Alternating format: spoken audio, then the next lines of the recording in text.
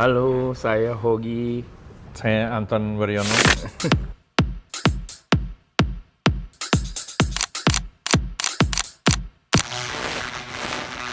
Kita pendiri dari Future 10, mungkin salah satu kolektif electronic music sama DJs pertama yang di Jakarta, salah satu.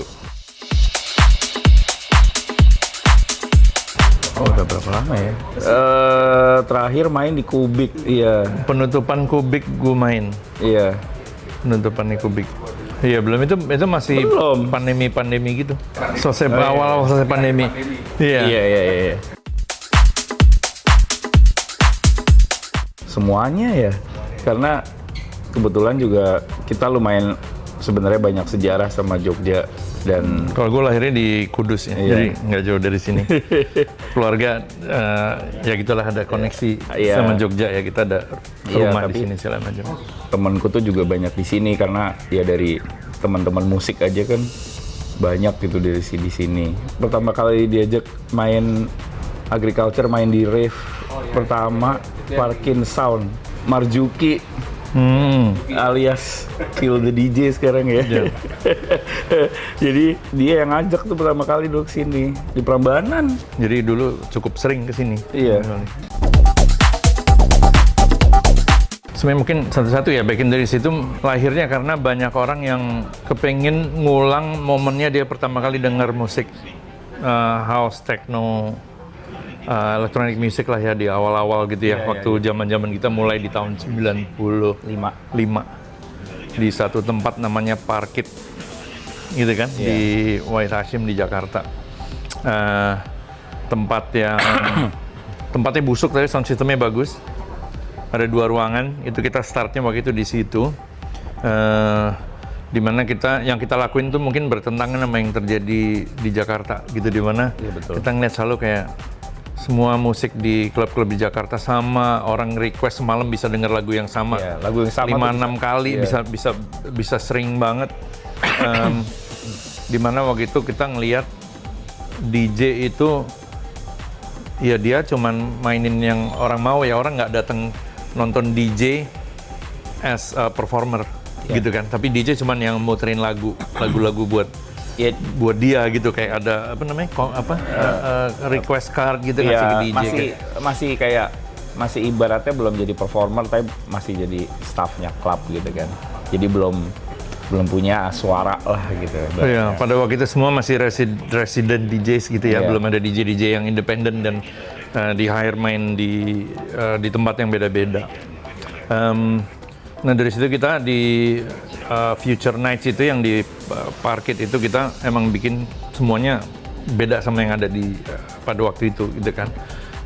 Tahunnya itu kita malam pertama 500-600 orang, akhirnya harusnya cuma bikin sekali, akhirnya yang punya tempat juga, wah ini lu bisa datengin orang segini banyak. Akhirnya kita tiap minggu, dari malam itu deal langsung tiap minggunya, tiap Sabtu kita bikin. Akhirnya mungkin secara rata-rata 900 orang yang datang ya, 800 orang, padahal kapasitasnya harusnya 600 ya, cuman in and out. Dan jadi yang sesuatu ada ruangan kedua di mana musiknya juga beda, drum and bass waktu itu. Belum drum and bass, kata-katanya dulu jungle.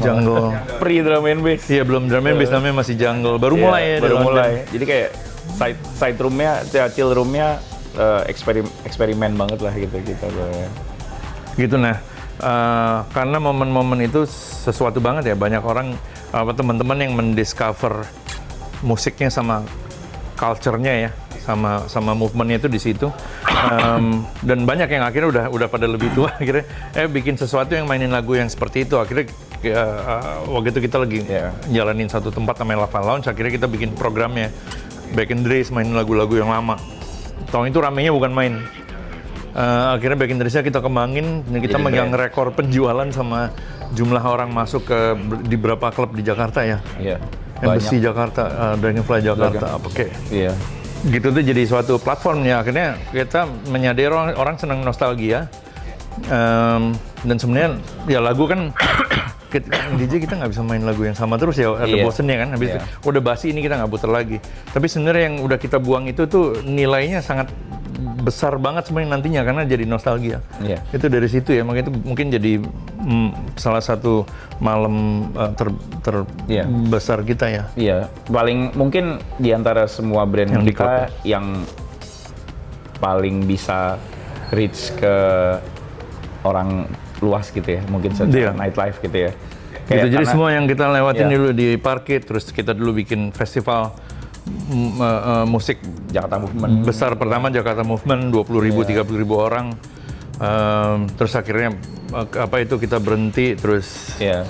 ya kita waktu itu sama Ismaya bikin ada setiap Valentine yang band sama DJ segala macam. Akhirnya pokoknya semua musik yang Iya.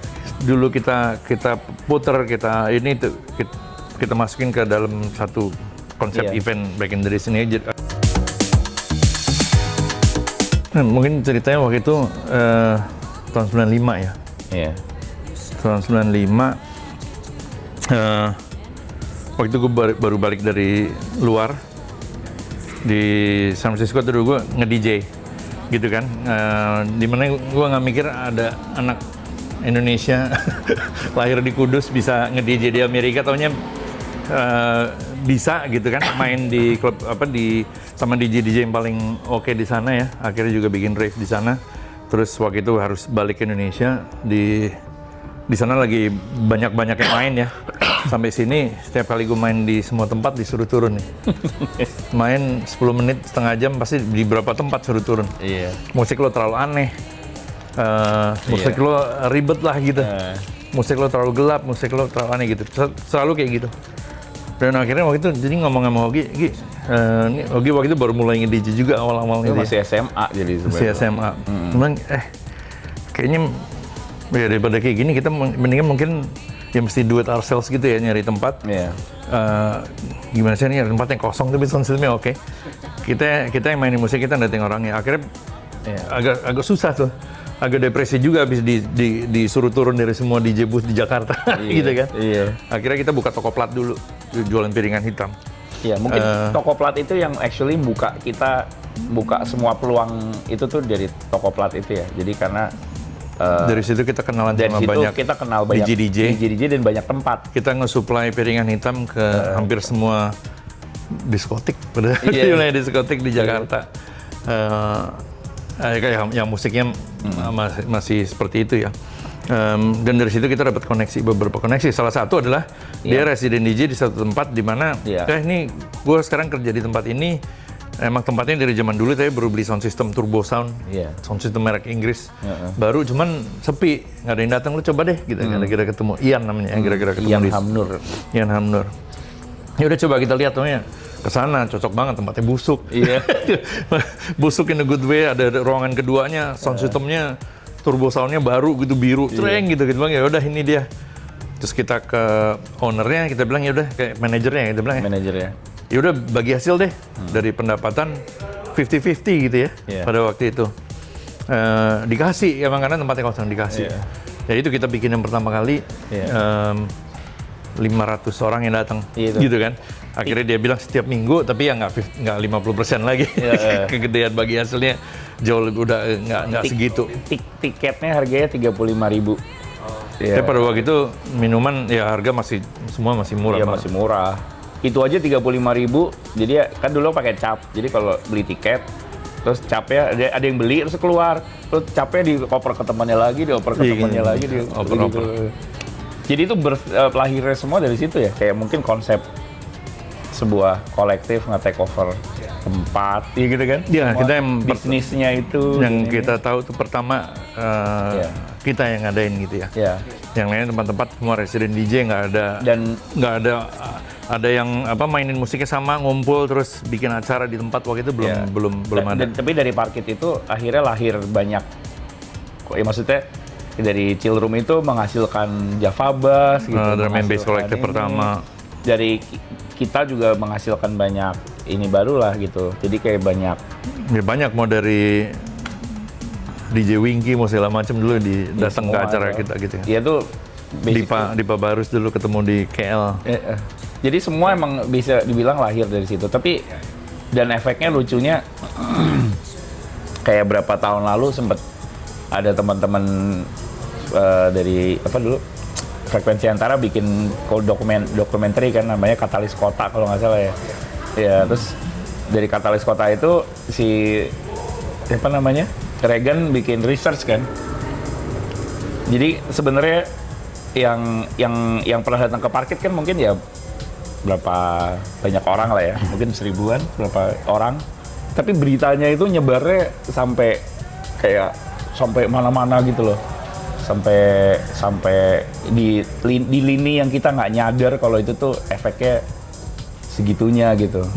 Jadi karena kayak dulu siapa ya Aryan atau siapa yang bilang ini kayak Woodstock-nya ini gitu, Woodstock-nya kayak nightlife gitu kayak Woodstock gitu katanya. Jadi kayak ini banget, jadi kayak ya tuh habis Parkit akhirnya ya gitulah, kita ribut sama manajernya, akhirnya kita keluar, kita cabut, pindah tempat lain, pindah tempat. Akhirnya waktu itu Hogi kuliah, terus gue tiba-tiba ditarik untuk jadi residen DJ di bengkel Night Park di SCBD, bentuknya piramid yang sekarang jadi fairgrounds. Setiap hari Sabtu, jadi gue nge-manage tempatnya, plus setiap hari Sabtu gue main dari buka sampai tutup residensi gitu. Itu main setiap minggu, orangnya average 7.000-an orang ya, yang 6.000 7.000 orang tiap minggu. tiap hari Sabtu. Ada radio show juga nonton dulu ya, Prambors ya? Oh, Prambors waktu itu. Jadi setiap hari Sabtu jam 8 sampai jam 10. Jadi sebelum main kan? Radio show di Prambors, recording.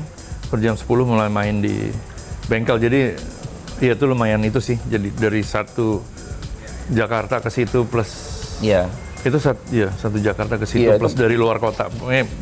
Sesuatu. Mungkin kalau itu jadi nyebar banget pada waktu itu. Iya, zaman Parkit kan masih kayak urban legend gitu kan. Tapi kalau begitu pas ini bengkel langsung jadi banyak yang lihat. Gitu semuanya ngelihat. Jadi bukan underground, tapi kayak udah kayak ini gitu, udah untuk orang banyak gitu. Musiknya kali ya? Pasti musiknya. Kalau waktu dulu kita mulai itu intinya ya satu waktu ngelawan yang ada di Jakarta Selatan pun ya.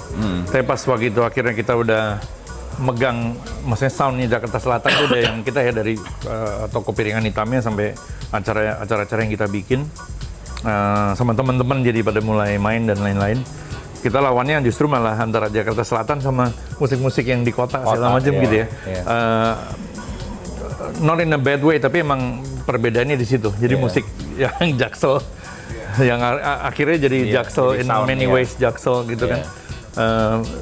Dibedain sama yang di barat, di utara segala macam.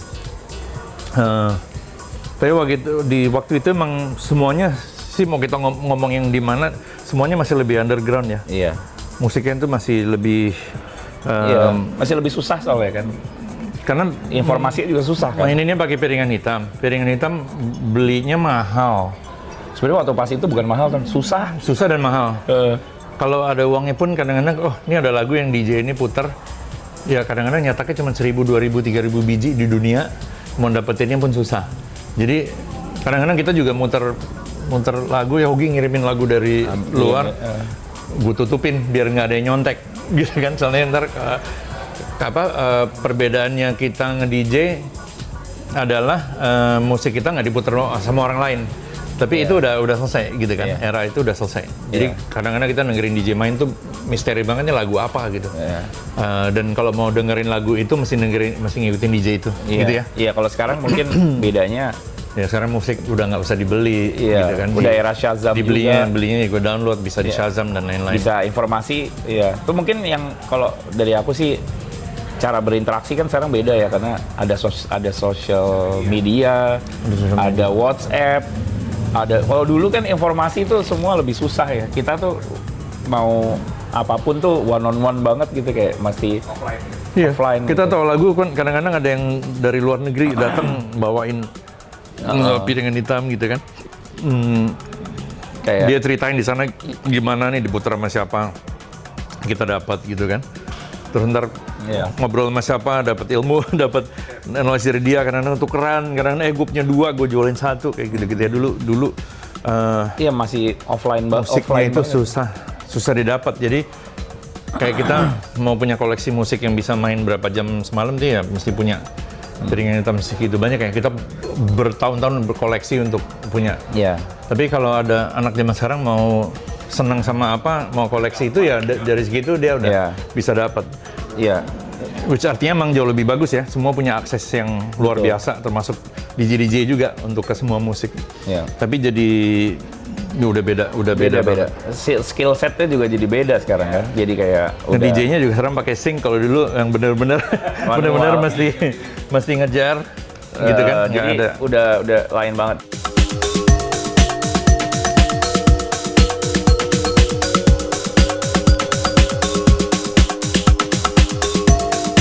Anak-anak musik pada bikin namanya warga bantu warga. Ya udah, jadi sebenarnya sih waktu itu kan lagi era demo-demo banget. Ya kan, ya udah terus kayak apa ya gitu ya, terus kepikiran apa ada ya udah deh melepas ininya, coba bikin lagu aja. So actually semuanya itu terjadi dalam 6 jam. Jadi pokoknya ide terus gara-gara hari Jumat malam pas kejadian itu sempat ke Sudirman, terus ngelihat coretan-coretan orang-orang, terus coretan-coretan orang-orang semua kata-katanya itu tuh revolusi apa ini gitu. Terus akhirnya ya udah deh dari situ, terus pulang tidur bangun bikin itu, malamnya keluarin di Bandcamp, terus gratisin aja semuanya.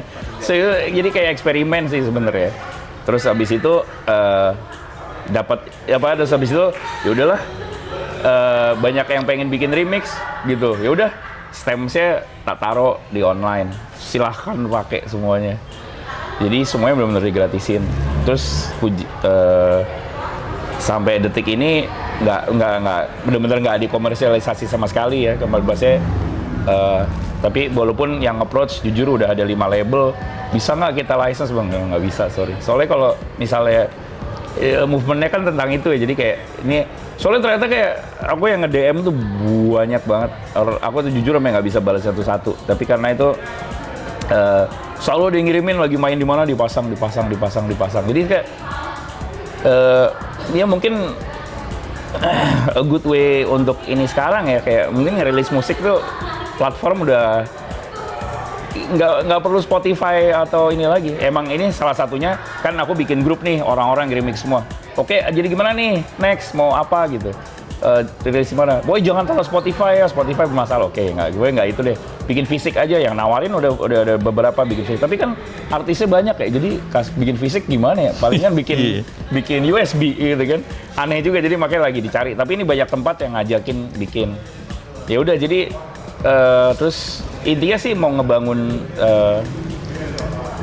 kayak bikin karya, kayak ternyata seru-seru banget, macem-macem banget. Ada yang bikin sampai anak-anak geng hard bass aja ada yang bikin gitu, yang lagunya kayak apa ya, hardcore gitu bikin. Jadi macem-macem banget. Jadi so I think it's good that yang akhirnya satu macem karya dilepas aja ke alam bebas, ternyata bisa jadi sesuatu gitu. Akhirnya jadi seru nih, jadi total sampai ada orang-orang yang kayak udah lama nggak bikin, sampai Sumantri gitu, yang kayak dia udah lama banget nggak bikin lagu house gitu, lagu prog gitu, kayak dia udah kayak, tapi kemarin ya Semangat 45 dikerjain dalam berapa jam doang juga. Terus pasti deh, lo yang mastering ya, mati gue yang nge-mastering Sumantri. Jadi kayak dia kan belajar segala juga baik dari dia gitu, akhirnya puji Tuhan lolos. Ya gitu.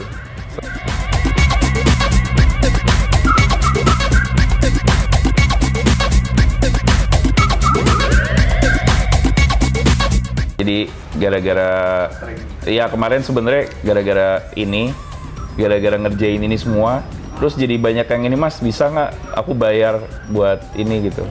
Terus kayak oh, oke. Terus udah 1,5 tahun terakhir ngulik aja gitu, kayak tentang gimana sih mixing mastering yang basically nggak usah punya alat mahal-mahal tapi bisa bagus. 1,5 tahun terus kayak pecah telurnya gara-gara kemarin ngerjain ini semua. Kayak oke, I can do this gitu. Terus kayaknya Teknologi juga udah. teknologinya udah jauh. Sekarang tuh soalnya plugins yang bagus, sama dipermudah. plugins yang bagus ya, dan sekarang kita bener-bener gara-gara sekarang semua beberapa mastering engineer favorit gue gitu, kayak mixing mastering engineer banyak yang sekarang nggak punya studio, bikinnya bener-bener sekarang pakai headphone sama apa tuh namanya DAC apa digital converter. Tapi konverternya yang bagus, yang intinya harus yang bersih, yang nggak punya karakter gitu, yang nggak ada apa, yang dia benar-benar flat gitu. Udah, jadi sekarang kerjanya benar-benar pakai laptop, bisa di kebun sawah asal ada listrik, bisa. Jadi genset bisa. Iya, genset.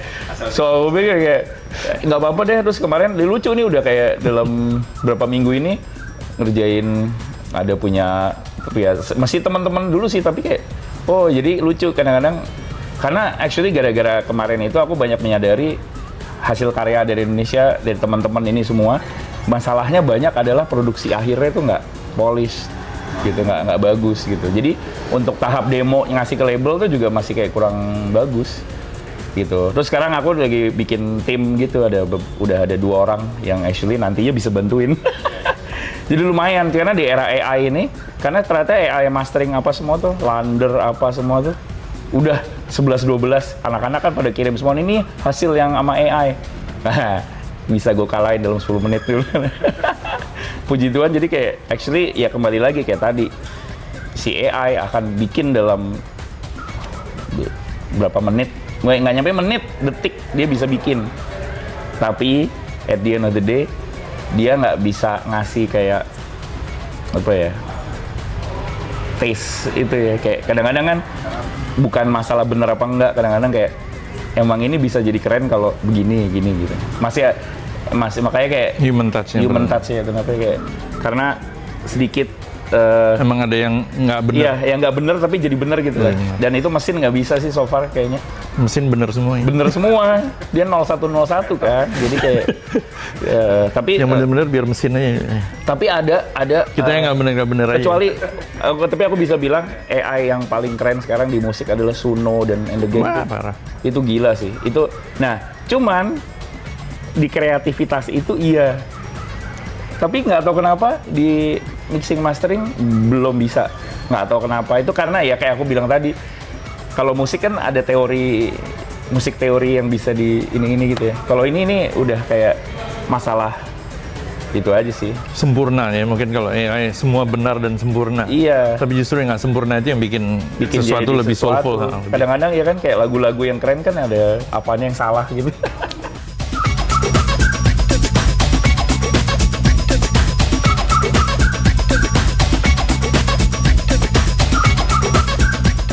Iya, jadi aku tuh bikin project Cakrawala, dan ini juga ada EP-nya juga, jadi gitu. Jadi sebenarnya gara-gara itu sih, sebenarnya waktu itu sama Anton pas pandemi, mulai main modular gitu. Terus akhirnya kecebur beneran. Iya. Jadi gua stop, dia lanjut. Akhirnya kayak kemarin aku ada project mau diambil sama label base di Hong Kong sama Berlin. Cuman mereka lagi stop bikin vinyl dulu. Jadi katanya mau diundur bulan tahun depan, ya udah akhirnya mau coba rilis sendiri dulu. Terus dengan ilmu belajar dari revolusi kemarin, terus ya koneksi baru sekarang. Soalnya sekarang kayak Asian labels yang bagus tuh, label Asia udah banyak. Label Thailand sekarang keren-keren. Label Jepang malah lesu gitu. Jadi malah kayaknya ASEAN aja tuh, karena sekarang kayak label-label Thailand udah heboh ininya. Jadi sebenarnya dari Indonesia pun juga nggak masalah sih.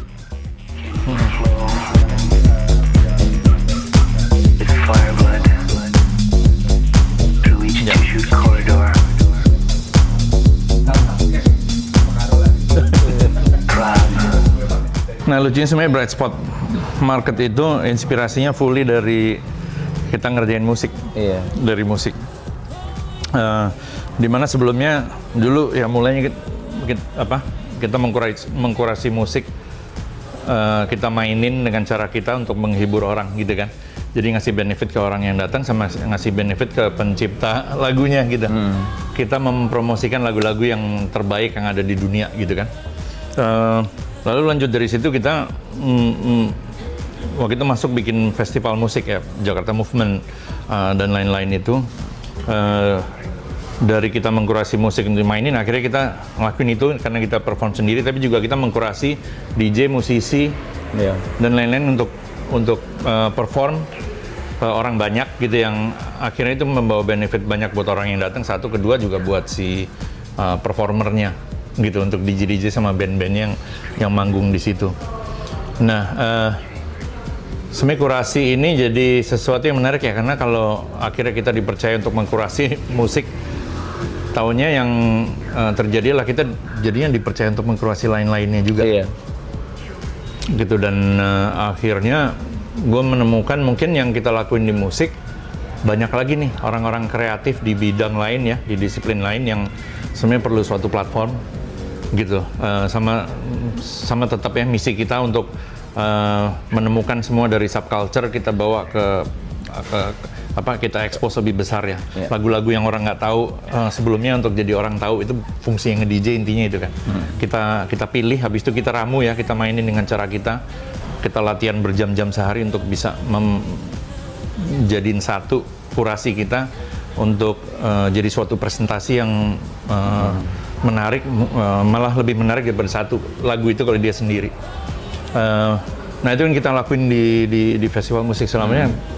Ya udah, akhirnya banyak nih teman-teman kreatif di bidang lain yang nggak punya platform.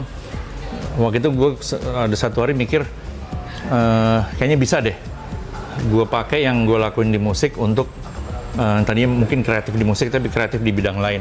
Nah di situ idenya buat Bright Spot lahir juga. Nah waktu di Amerika dan waktu di Jakarta kita juga sering bikin, kalau rave itu kan nomaden ya, kita bikin illegal waktu itu di sana gue bikin rave illegal gitu kan, di hanggar pesawat, di gudang, di pantai, itu pindah-pindah. Dan karena pindah-pindah itu jadi menarik untuk yang datang. Jadi excitementnya adalah satu untuk datang dengerin musik, DJ, performance segala macam tadi di tempat yang beda-beda. Nah akhirnya itu juga gue coba apply ke event yang kita mau bikin si Bright Spot ini. Tempatnya juga lumayan pindah-pindah terus kan, karena ya kadang-kadang ada ngulang lah, tapi nggak langsung ngulang. Dan tahun itu berhasil. Jadi event Bright Spot pertama kita men-showcase 25 brand yang datang 5.000 orang. Tapi itu pun sebenarnya 3 brand itu ada 3 booth yang kita nggak keisi, akhirnya kita rekayasa. Iya, bikin toko sepeda. Kita bikin toko sepeda fix gear, waktu itu belum ada. Kita ngomong sama toko sepeda di Bandung, kita beliin barangnya dari luar negeri. Kita bikin toko vinil, kita bikin, ya kan, kan kita nggak ada. Itu event pertama 5.000 orang, 25 vendor. Event terakhir kita lagi-lagi terinspirasi oleh festival musik ya, Glastonbury sama Coachella itu 2 weekend. Sekarang Bright Spot kita bikin 2 weekend. Yang datang, yang event pertama 5.000, yang terakhir yang datang 120.000, 130.000 orang, yang ikutan 200 something, yang apply 1.500, jadi yang masuk tuh kira-kira 15-17%.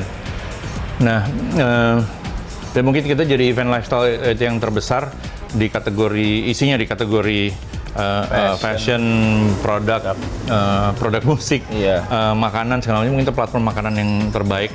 Banyak orang-orang yang tadi ya kita bilang dari subculture, dari brand yang orang nggak tahu tapi punya ide, punya keyakinan dan ketekunan yang luar biasa, yang akhirnya ikut kita jadi brand yang besar ya. Sama waktu itu kita ada band yang DJ yang ikut sama kita, akhirnya jadi DJ yang besar atau musisi apa segala macam. Jadi tahunnya itu yang gue belajar yang bisa kita lakuin dengan kita emang hati-hati mengkurasi, menseleksi, dan kita strict sama itu ya. Emang kalau jelek kita bilang jelek, kalau bagus kita emang harus bilang ke semua orang ini bagus. Kita lakuin untuk ke bidang kreatif lainnya, tahunnya sangat-sangat berhasil. Jadi akhirnya semua yang kita lakuin basisnya dari inspirasi sama basisnya dari musik. Gitu.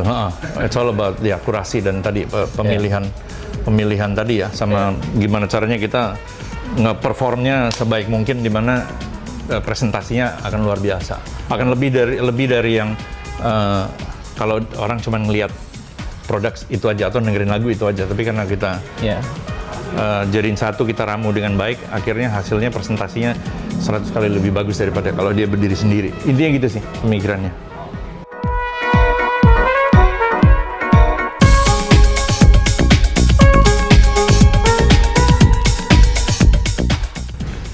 Kalau ngomong fashion sama musik dari dulu ya gitu. Kalau orang dengerin hip hop bajunya kebayang. Ya kan, orang dengerin metal bajunya apa kebayang gitu. Iya, kan. Orang dengerin punk lagunya gimana ini. Jadi emang dari dulu a lot of creative disciplines itu sebenarnya berbarengan ya. Iya. Movement-movement di musik, di fashion, di art itu sebenarnya samping-sampingan. Sama komunitas. Struggle-nya semua artis, semua kreatif itu sama. Semua punya masalah yang sama gitu, semua mau nyari solusi yang sama. Komunitas dasarnya itu yang pasti kita di acara-acara kita itu yang nantinya jadi brand owner, jadi fashion designer-nya gitu kan ya. Jadi semua seniman yang gitu. terkenal, jadi musisi yang terkenal, jadi gitu yang dulu mungkin suka datang di kita. Jadi emang kita terus-terusan kita ketemunya sama orang-orang. Sampai sekarang juga kita jalanin bisnis ini ketemunya sama orang-orang yang super kreatif yang baru yang udah established segala macam. Nah, balik ke tadi, festival musik adalah event besar ya, suasana festival di mana yang performance itu yang datang semua festival atmosfer. Jadi wah emang. Tapi seorang musisi performer nggak bisa hidup cuman dari festival ke festival. Dia kayak harus ada perform, maksudnya harus ada sehari-harinya gitu ya, aktivitinya. Nah, kita mikir kemarin si Bright Spot itu adalah festivalnya, si Good Step ini adalah aktiviti yang mesti jalan sehari-harinya. Jadi di situ kita ngasih satu tempat fisik ya, yang jadi community center untuk orang ngumpul. Dia bisa, yang jualan bisa nge-showcase sehari-harinya. Kalau dia mau bikin exhibition, kita dulu launching band apa segala macam di Bright Spot. Sekarang juga pasti kita bikin acara-acara musik di dalamnya. Tapi yang berjalan selama sehari-hari. Entahnya itu karena Bright Spot kita dapat tempat hampir gratis. Saya dikasih tempat, kita bikin. Kita bisa datengin orang yang beda ke dalam suatu mall. Iya. Dan itu yang kayak kita pernah bikin Plaza Indonesia lebih rame dari toko lain. Toko kita toko terrame di mall itu. Iya. Sampai dan terusuh. Ya kita waktu itu bikin screening film, kita bikin party sampai jam 5 pagi. Bikin acara nggak ada apa di mall apa retail seperti itu. Emang karena kita mikir dari community of creatives dan lain-lain itu. Tahunnya rame banget dan akhirnya terus ada investor. Ya udah, pikir kita biar berkembang sendiri, ada investor segala macem. Tahunnya itu berkembangnya nggak bener, akhirnya berapa bulan lalu kita beli balik Good Step ini, jadi mau dijadiin satu sama Bright Spot, jadi satu ekosistem besar di mana mungkin as keseluruhan kita bisa jadi suatu platform untuk bantu kreatif di segala bidang.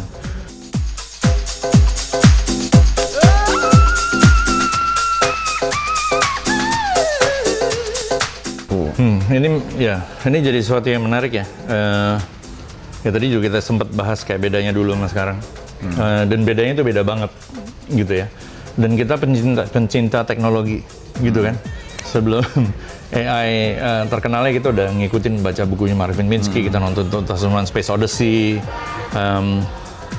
Kita senang bahwa teknologi udah sampai ini dan ya sebenarnya kita bilang manusia sebenarnya nggak siap untuk teknologi AI. Ini akan merubah banyak, mungkin akan banyak chaos dulu sebelum jadi sesuatu yang realita kita akan beda. Utopianya ini dulu ya, harus lewatin itu dulu.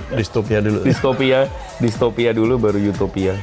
Gitu, akan banyak fungsi manusia yang akan diambil alih oleh AI. AI will do it better than us. ChatGPT udah seperti ini, udah ada AI agents. Udah ada AGI bentar lagi ya, bahwa nanti kepintaran si ini udah jauh lebih melebihi manusia. Semoga bisa terkontrol, gitu kan. Nah, tapi yang terjadi sekarang adalah ini momen yang sangat exciting untuk anak muda sekarang ya. Tekun kita nguliknya, kita tekun sama latihannya untuk bisa membuat suatu presentasi yang bagus untuk dicerna orang itu tetap harus terjadi, walaupun akses ke musik sama semua untuk bikin ini 100 kali dibanding zaman kita dulu. Kita dulu kalau mau datang ke acara, gue pernah main di pantai, naikin bukit, bawa kotak piringan hitam 200 biji. Itu beratnya bukan main. Kalau sekarang kan cuma bawa flash disk ya. Masih dari situ aja. Kita kalau traveling dulu kan, berangkat ke Jogja dulu, bawa kotak-kotak plat, ngurusnya repot banget. Kalau sekarang ya semuanya jauh lebih gampang. Mungkin nge-DJ juga nantinya juga. Iya. Tapi makanya kayaknya zaman sekarang emang harus AI assisted. assisted. Harus lebih unik.